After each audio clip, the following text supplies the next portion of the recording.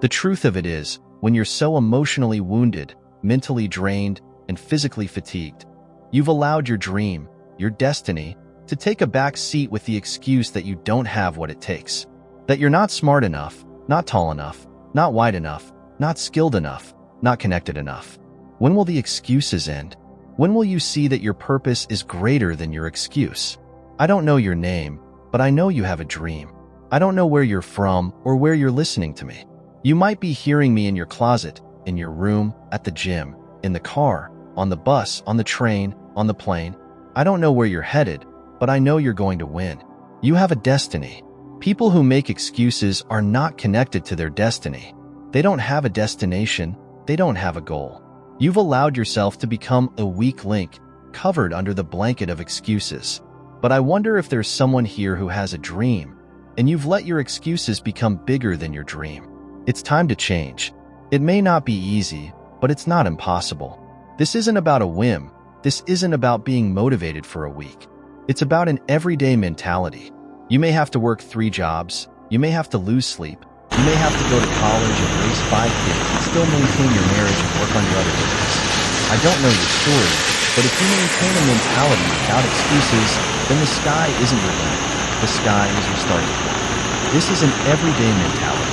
I can never disconnect. Every day, I want my destiny. I want my dream. When someone feels passion for what they've been called to do, for what they've been called to fulfill, for what they've been destined to be, there are no days off. There's no darkness. I'm not a light switch. You can't turn me off. Every day, I'm giving everything I have. That's how big my dream is. There's no excuse. There's no pain. There's no dilemma. There's no obstacle. There's no distraction that can turn me off. I'm not a light switch. You can't turn me off. I want this every day. If it's important to you, you'll find a way. You won't have to look for a resource. You'll become a resource. It's not always about achievement. It's about effort. If we can maintain the effort, the excuse is irrelevant. You have to be stronger than your excuses. Excuses don't get results.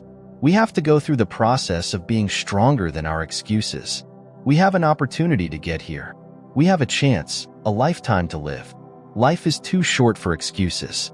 The truth is, everyone has a purpose. Everyone has a dream. Everyone has something to pass or achieve or become. But we're generationally programmed to love comfort.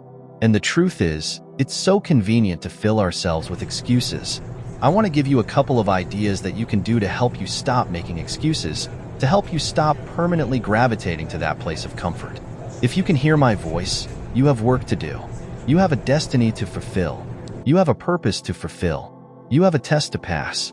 You have points to connect, rooms to enter, scenarios to stand in, tables to sit at. We all want to do something. We all want to be someone. We all want to go somewhere. And if these things are going to happen, we have to stop constantly filling ourselves with excuses.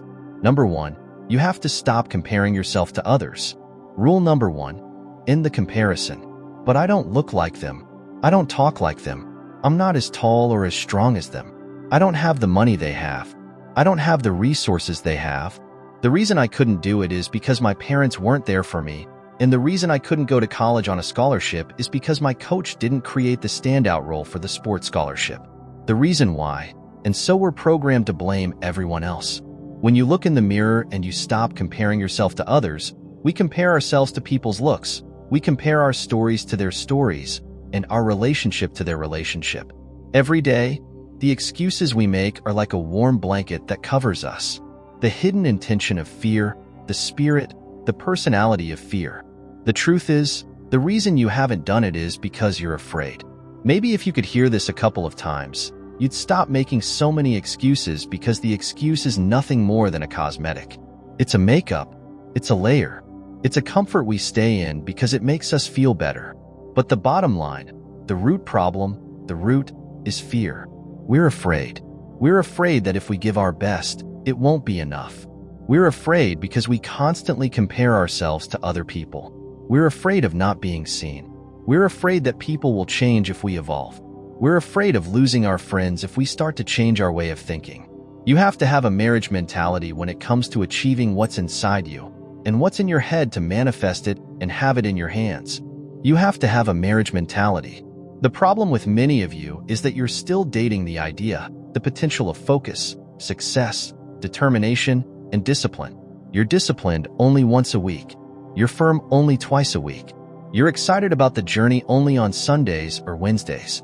Once you make a pact, you know you're going to commit to it.